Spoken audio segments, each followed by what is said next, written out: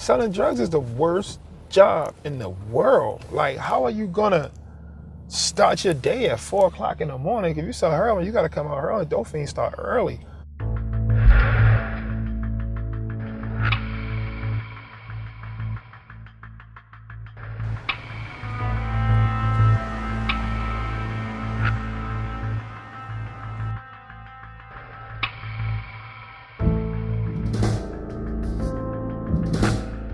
I'm gonna take you into some of the neighborhoods where I come from. Selling drugs is the only industry in this town that's always hiring.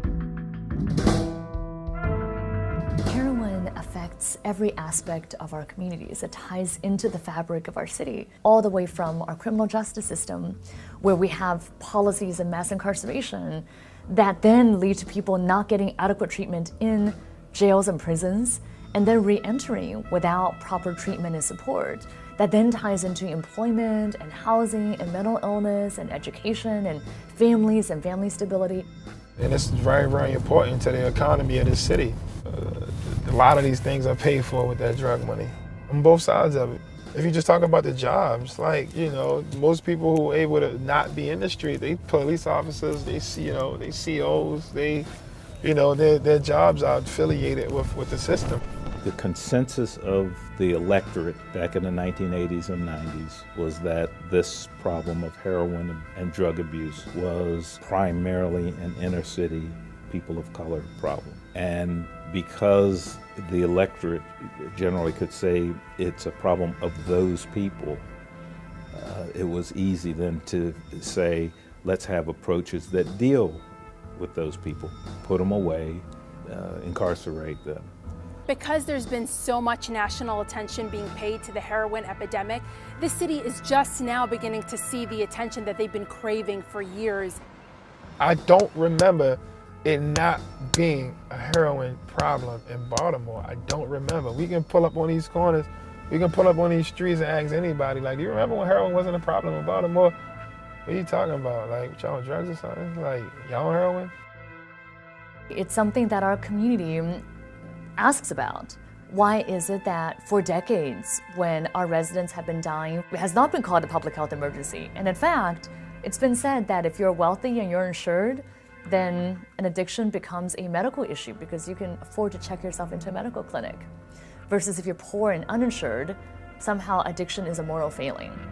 And that way, if you end up in jail or you end up dead, then somehow it was your own choice. You brought it on yourself.